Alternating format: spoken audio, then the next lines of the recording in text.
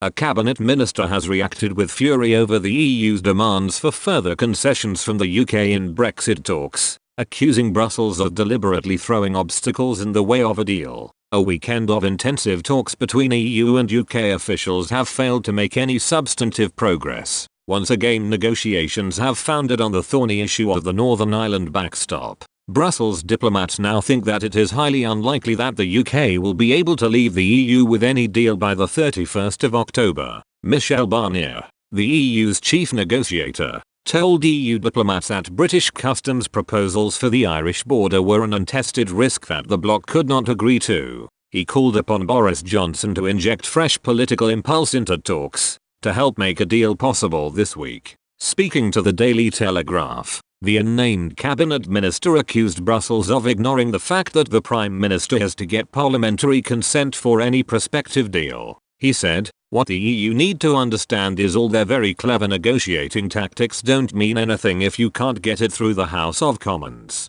This was the whole thing with the backstop. They moved on that because the thing they were trying to protect with the backstop, no border in Ireland, was actually more likely to happen because the deal kept getting voted down." The minister was scathing in his criticism of the Benn Act, which compels the Prime Minister to seek a Brexit delay in the event he fails to agree a deal with the EU. He argued that the act plays into the hands of EU negotiators, calling it toxic. He added that it disincentivizes the kind of flexibility the EU needs to display. It's completely counterproductive. A UK source confirmed British suspicions that the EU is using the Benn Act to deliberately drag out negotiations to force further UK concessions. He said, "The EU knows that time is on its side." Tory backbencher Owen Paterson also vented his own frustrations with Brussels, especially after the government indicated that it was prepared to keep Northern Ireland in a customs partnership with the EU. This arrangement would see the UK enforce the bloc's customs rules and tariffs on goods moving from Britain to Northern Ireland.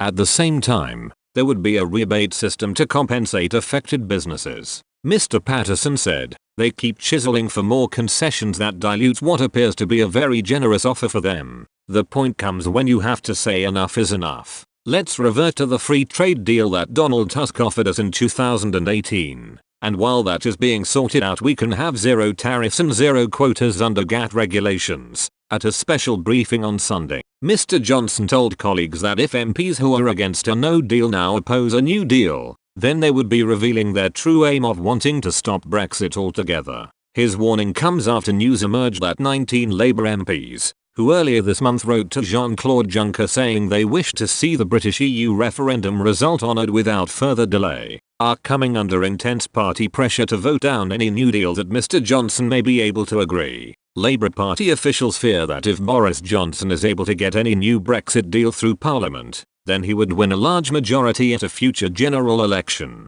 The Prime Minister remains confident that a deal is possible but reiterated that the UK will leave the bloc at the end of the month. A Number 10 spokesperson said, the Prime Minister updated Cabinet on the current progress being made in ongoing Brexit negotiations, reiterating that a pathway to a deal could be seen but that there is still a significant amount of work to get there and we must remain prepared to leave on the 31st of October.